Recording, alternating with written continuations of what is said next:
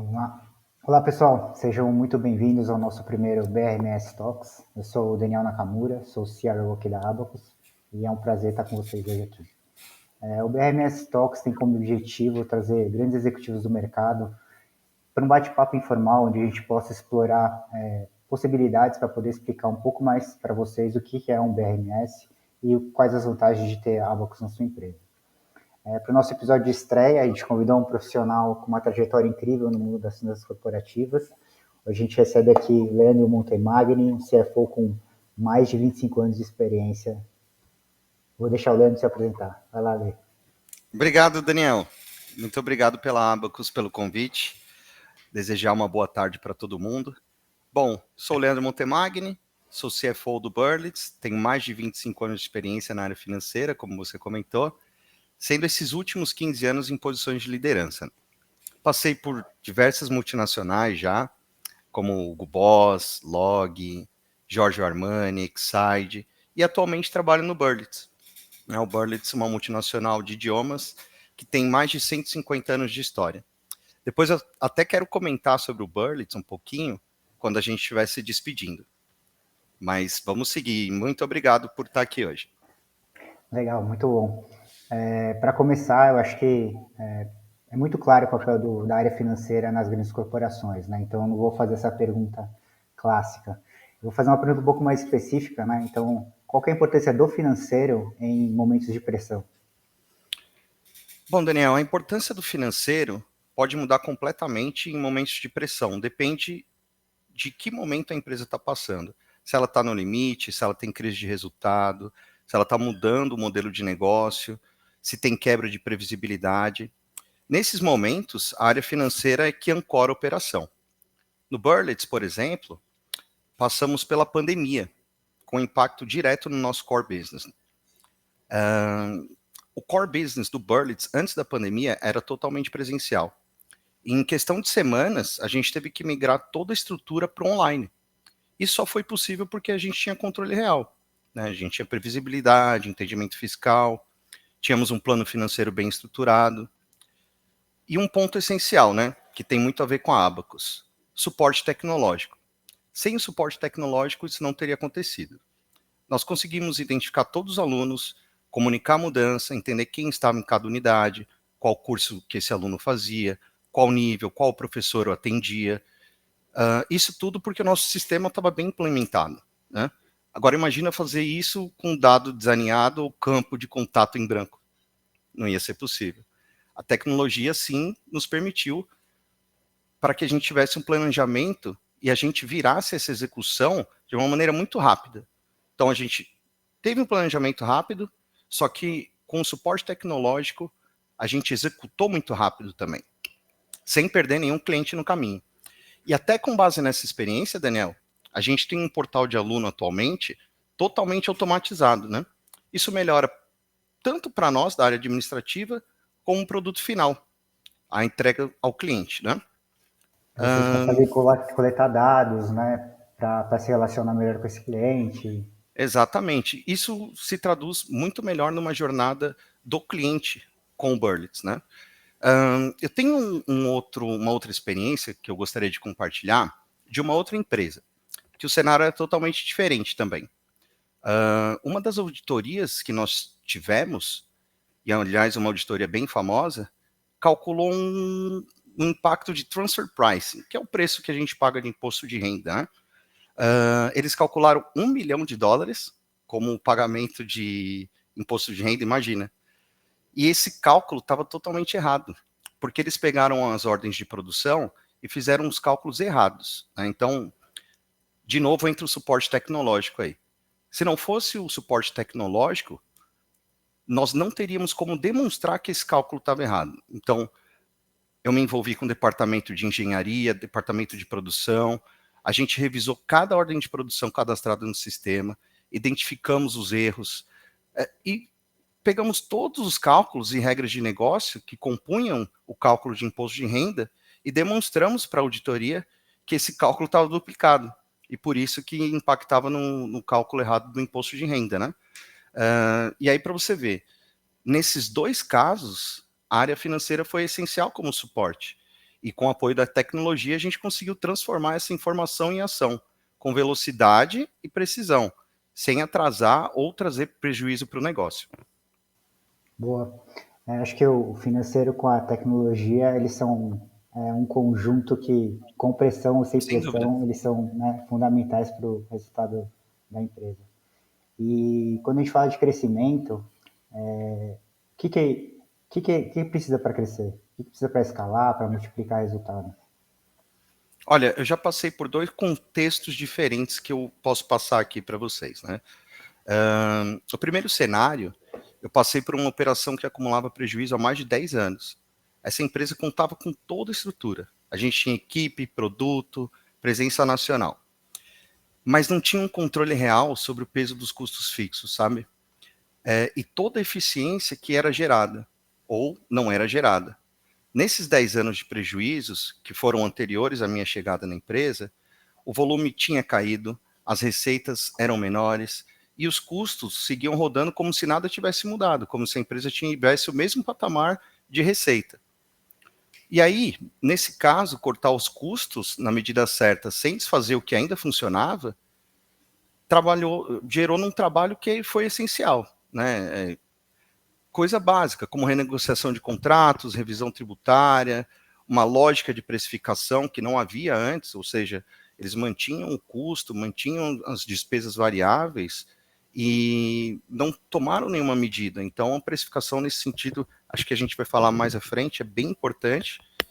E isso impactou também no fluxo de caixa, né? Então, depois de todas as medidas tomadas, todas as ineficiências que o negócio traziam, a gente começou a ter um impacto diretamente no fluxo de caixa.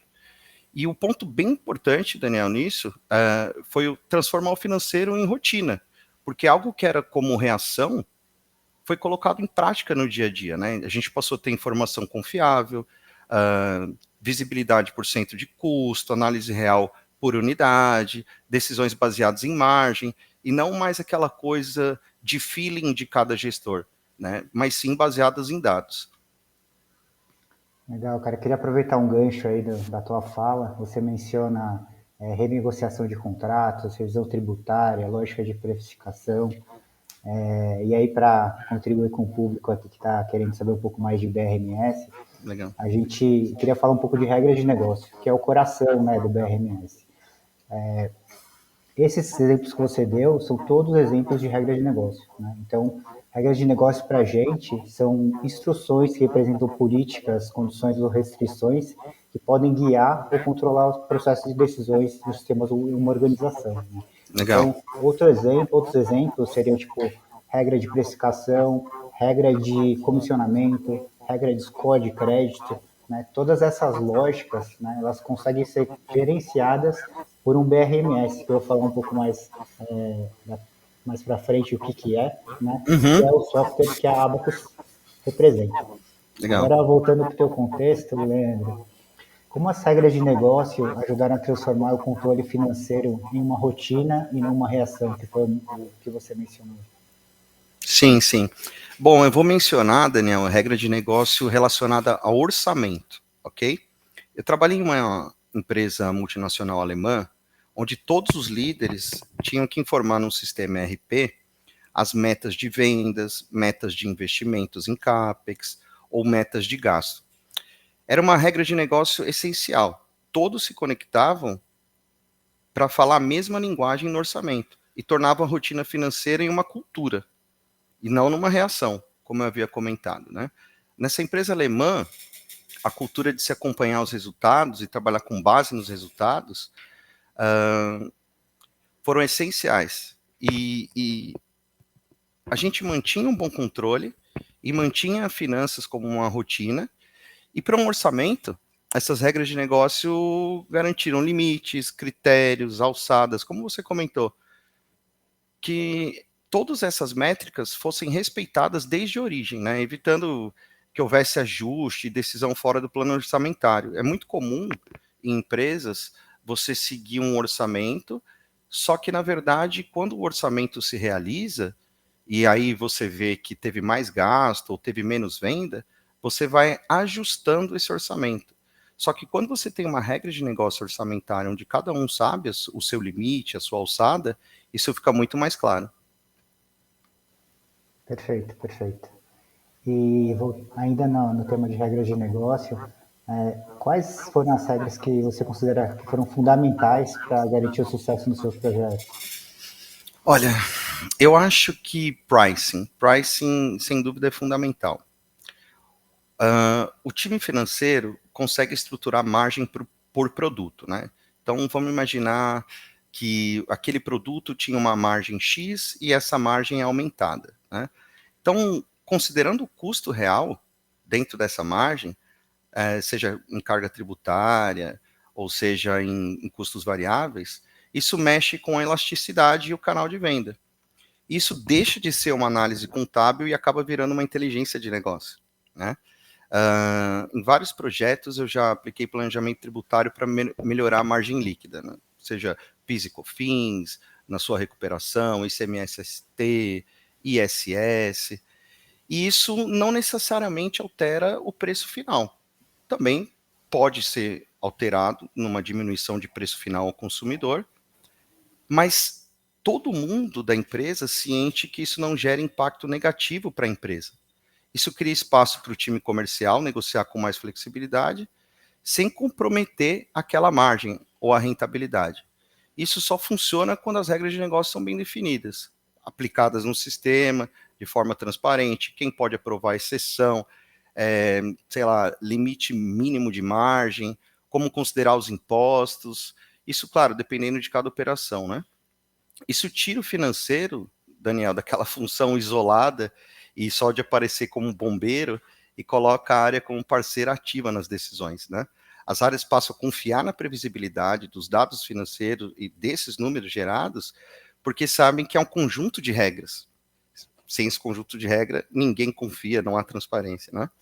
Isso muda a cultura. A informação financeira passa a ser um insumo de decisão e não só aparece depois do resultado, com aquele incêndio feito, com a decisão mal tomada.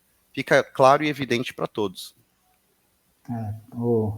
Na maioria das empresas, o financeiro é o marido traído, né? Que é o último a saber das coisas que Exatamente. aconteceram e tem que sair correndo para apagar o fogo, porque aí que aperta, né? Quando mexe com dinheiro, que aperta. Exato. E aí, esses números, com o passar do tempo, eles geram um histórico e se tornam rastreáveis, que é muito importante.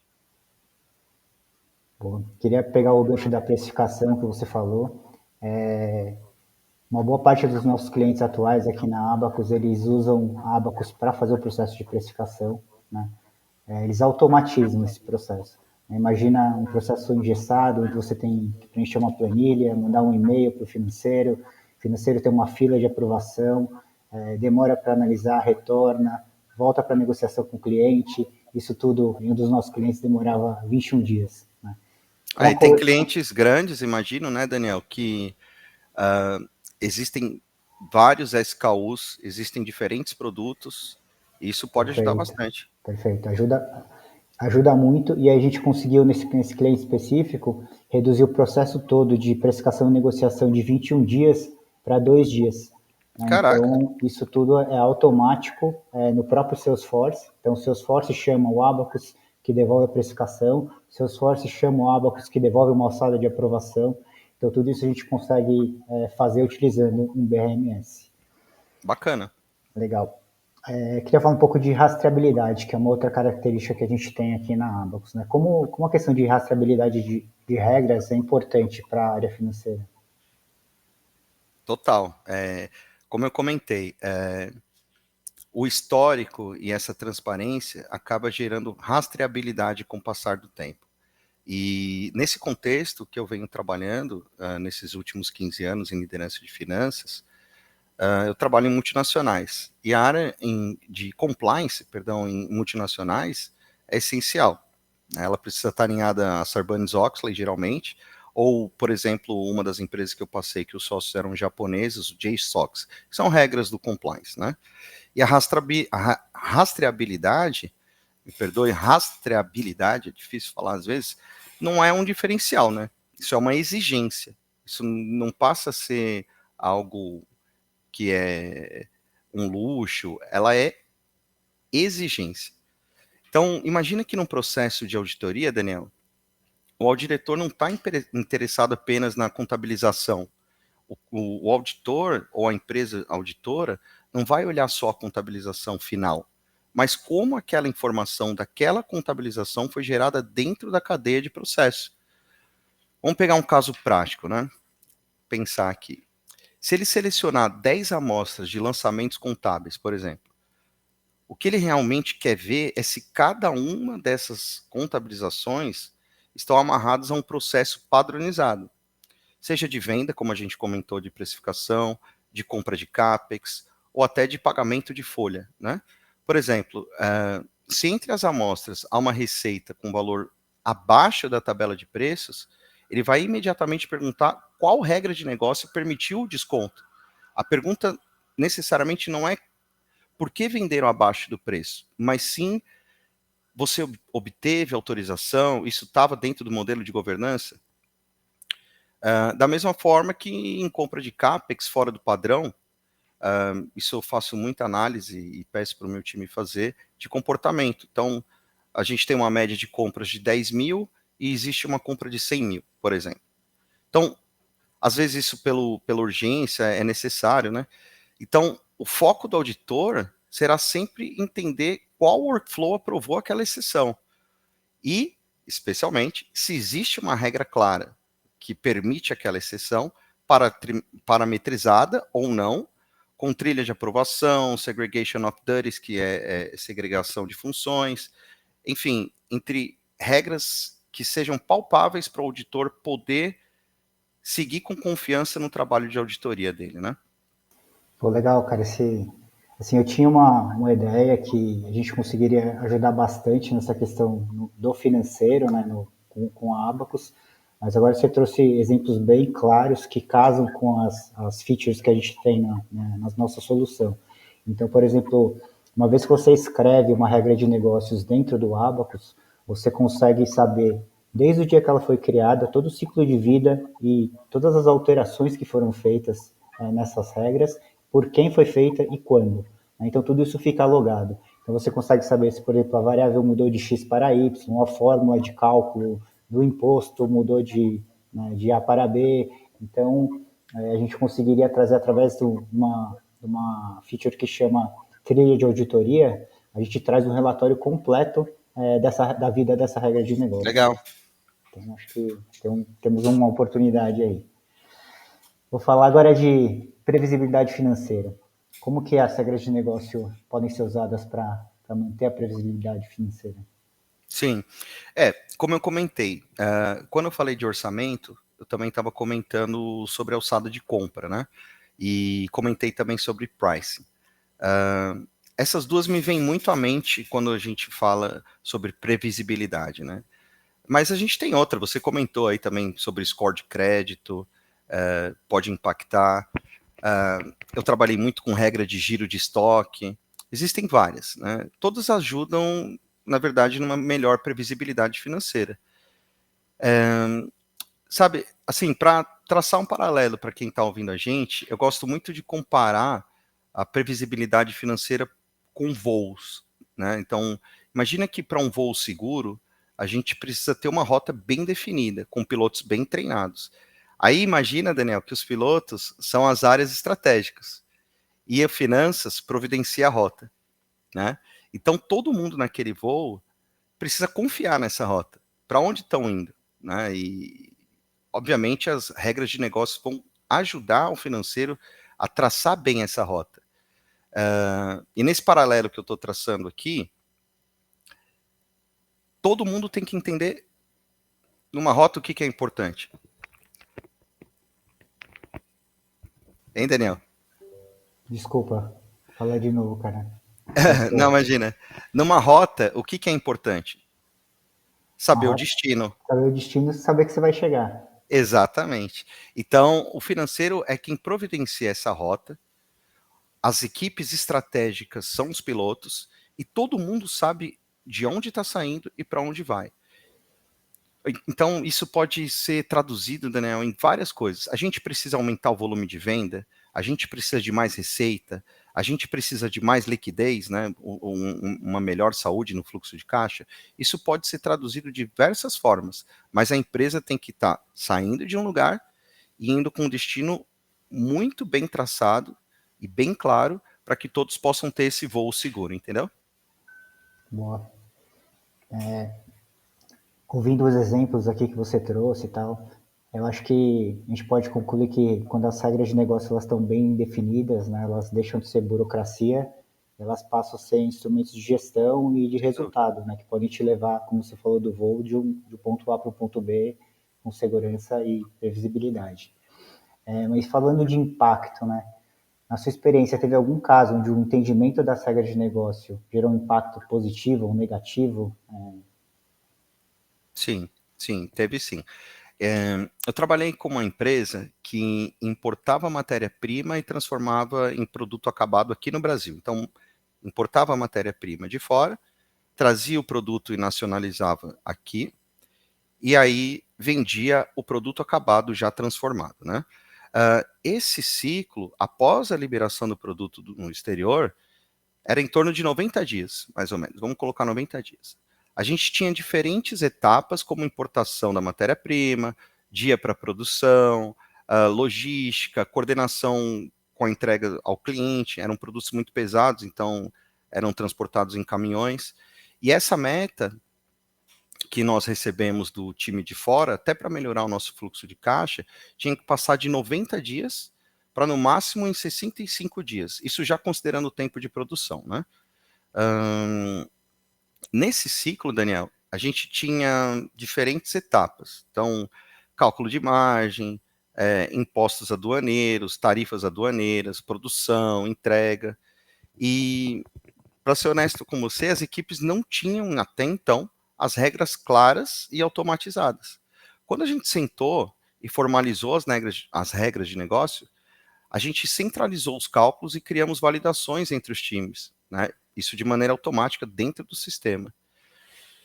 E aí, depois disso, eu me lembro que foi em torno de 3 meses, mais ou menos, para o ciclo cair para 60 dias, né? Então, a nossa meta era 65, ficou ali entre 60 e 63, com 80% dos clientes desses casos da meta estabelecida dentro já dessas novas regras. Aí, claro, como eu antecipei no começo, se nós faturávamos 90 dias depois que o produto era nacionalizado e a gente reduziu para 63 mais ou menos, obviamente isso melhorou o nosso fluxo de caixa, melhorou o nosso relacionamento com o cliente. Toda a equipe administrativa tinha um papel muito claro do que se fazer. Então, isso, além de nos dar mais confiança, trouxe resultado para a empresa, trouxe resultado com a nossa relação com o cliente. Então, foi, sem dúvida, sensacional colocar a regra de negócio por detrás de algo que estava dividido em 3 departamentos. Puta, excelente, cara. E sabia que se a gente tivesse conhecido lá atrás, a solução da Abacus poderia ajudar ainda mais essa redução, né? Acho que, olhando por cima, né, da estratosfera aqui, mas sem contar os tempos produtivos, né, a gente poderia reduzir isso para 3 ou 5 dias, Você deu dependendo da exemplo de complexidade do 21 para processo. 2, né? Exatamente, exatamente. Né? Além de tudo, a gente entrega também um ambiente seguro para fazer simulação de cenários, né? Então poder ter certeza do que você está fazendo antes de colocar em produção. Né? Legal. Falando de cenários e adaptações aqui, como você vê a questão da adaptação de estratégias financeiras conforme o negócio, o estágio do negócio? Bom, eu passei por diferentes operações, né? Varejo, indústria, serviço, e o que eu pude observar é que diferentes operações têm diferentes estágios de negócio. E é isso que vai definir, na verdade, o tipo de atenção e a estratégia que precisa ser adotado para cada empresa. Por exemplo, num cenário de baixa previsibilidade, onde você não tem os números muito claros, você ainda não está bem conectado com outros departamentos, a empresa não tem um norte muito claro, as decisões mais eficazes sempre envolvem 3 pontos: estrutura de custos, revisão tributária e fluxo de caixa. As 2 primeiras como tomada estratégica de decisão, que vão impactar na terceira. À medida que esse negócio ganha estabilidade, o desafio passa a ser outro: trazer previsibilidade para a tomada de decisão. E isso envolve construir business cases muito claros, com retorno sobre o investimento, entendimento de impacto financeiro, antes de ser executado. É muito comum que áreas estratégicas tomem decisão e não consultem o financeiro, e isso pode gerar uma decisão tomada que vai gerar prejuízo para a empresa. Então, é muito importante ter essa conversa antes da execução. Né? Esse tipo de decisão só é possível quando a informação é confiável, está organizada desde o começo e com a rapidez que o dia a dia exige. Então, eu acho que tem muito a ver com o que você está falando. A gente não pode tomar uma decisão em 90 dias. Então, isso é essencial. Estar bem conectado para saber o que vai impactar na estrutura de custos, se o departamento fez uma revisão tributária e quanto isso vai me trazer no meu fluxo de caixa. Boa. Vou fazer uma pergunta mais técnica aqui. Eu acho que a gente foi construindo, né, o conceito do BRMS, trazendo atributos ao longo da conversa, mas agora eu vou fazer uma pergunta super específica. Você já tinha ouvido falar no conceito do BRMS antes da nossa conversa? Eu já tinha ouvido falar, mas nunca trabalhei. Só atuei com ERP. Diferentes ERPs, NetSuite, Oracle, SAP, Hyperion, mas nunca trabalhei diretamente. Perfeito. Então eu vou explicar um pouco o que é um BRMS. Legal. BRMS ele significa Business Rules Management System, né? Ele é uma sigla como ERP, CRM, que é muito pouco conhecida no Brasil. Mas todo mundo conhece uma regra de negócio, todo mundo conhece SAP, todo mundo conhece Salesforce, né? E a gente está introduzido, a gente trabalha nessa camada, né, de regras de negócio que atualmente está dentro desses grandes sistemas, né? Então, na implementação desses sistemas, as empresas elas codificam as regras de negócio e ingessam elas dentro do sistema. Por isso que tem aquela história, né? Precisa alterar alguma coisa no SAP, precisa alterar alguma coisa no Salesforce. Abre um chamado, entra numa fila de priorização, entra numa reunião de priorização, entra na sprint. E Reúne isso líderes. são 15 dias, 30 dias, né? Se você perdeu a sprint, você vai ficar para a próxima, você sabe que é daqui 15 dias só, Perfeito. então você vai ter sua necessidade atendida. Então a gente entra exatamente para descomplicar essa parte. Né? A gente empodera o cara de negócio a ser dono da regra de negócio que é dele, né? Ele não fica dependendo mais do TI para poder gerir o negócio dele. Então a gente tem essa camada que é o Abacus BRMS e a gente integra, né? A gente é um parceiro aí, entre aspas, dos grandes sistemas. Então a gente não compete com esses sistemas, a gente ajuda esses sistemas serem utilizados para a finalidade principal deles. Legal. Boa. Bom, Bacana. falando do próximo tópico aqui, eu queria falar um pouco sobre transparência. Certo. Como que é esse tema de transparência entre os times para você? Como que você vê isso? Bom, ainda pegando a analogia sobre o nosso rumo, né, do ponto A para o ponto B, a transparência é essencial.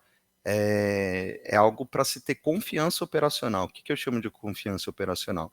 Todos os times estarem juntos, confiarem naquele objetivo e seguirem adiante. Quando cada área entende o impacto financeiro das suas decisões e consegue enxergar de maneira transparente o dia a dia, isso traz clareza e eficiência para todos os departamentos, não só para o financeiro. O financeiro só vai mostrar para esses departamentos. E aí o financeiro, de novo, deixa de ser aquele corretor de erros e passa a atuar como um parceiro mais estratégico, antecipando o risco ou até suportando decisões em tempo real. Eu trabalhei com um cara de vendas que me consultava muito, e ele sempre me trazia um business case para tomar decisão em tempo real, né? Então, baseado nas transparências que nós tínhamos de evidências de dados, a gente conseguia fazer isso muito bem. Show. A minha próxima pergunta era um pouco disso que você já falou, né? Como que o time financeiro ele se posiciona como um parceiro estratégico e não só o bombeiro ou revisor de erros, como você mesmo falou? Eu acho que eu posso colocar 3 pontos, né? Eu começaria com visibilidade, ou seja, esse acesso em tempo real às informações, como eu te falei, o contexto, traduzir os dados dessas informações em impacto de negócio, ou seja, os business cases que eu tinha comentado, e o propósito, né, que é conectar a rotina em resultado, em liquidez. E na minha experiência, essa mudança começou a envolver os times nas decisões de negócio. Então, conforme eu fui amadurecendo na minha carreira, eu comecei a participar muito mais das decisões do negócio como time, como empresa, não apenas como um departamento financeiro, né? E quando eu comecei, eu atuava mais na revisão dessas informações. Então, quando você passa a participar dessa rotina, você deixa de olhar apenas o fechamento financeiro e passa a atuar como acelerador de resultado, né? O departamento financeiro, por exemplo, pode estruturar a análise de rentabilidade por unidade e canal, unidade, seja loja, seja escola, canal B2B, B2C, por exemplo, otimizar fluxo de caixa, não só com antecipação de recebível, como eu tinha comentado, que o processo me ajudou, mas também com novas opções de pagamento, automatizar processo ERP para liberar o time de operação e colocar o time de operação na estratégia. Enfim, eu acho que o que transforma o papel do financeiro é entender que não existe um número neutro. Todo dado deve carregar uma decisão e todos os times também precisam confiar na leitura dessas informações para poderem agir. Boa, muito bom. E você falou que o dado carrega uma decisão, né? Por acaso, o nosso produto ele se chama Decision. Olha aí. Abacus Decision. Se vocês tivessem me chamado para dar o nome, eu poderia ter dado o nome. Boa. Estamos chegando nos minutos finais aqui da nossa conversa, então eu queria abrir para você, Leandro, para suas considerações finais.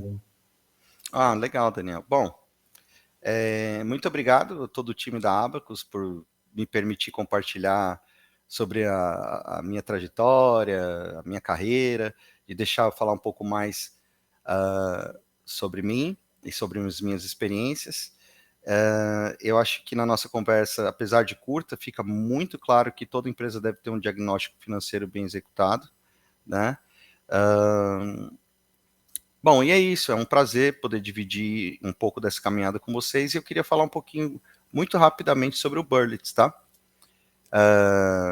Berlitz, como eu te falei, eu trabalho aqui há 7 anos.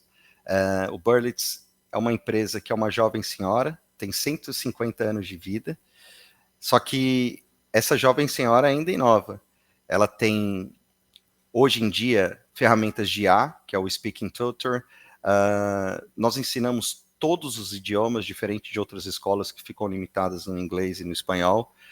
Nós temos soluções como o Berlitz Academy, que tem foco em comunicação, cultura, soft skills. E, assim, o que é mais legal para quem quiser conhecer e acessar o site do Berlitz, todo mundo pode aprender alemão, árabe, japonês. Claro que ensinamos inglês e espanhol, que também é a nossa especialidade.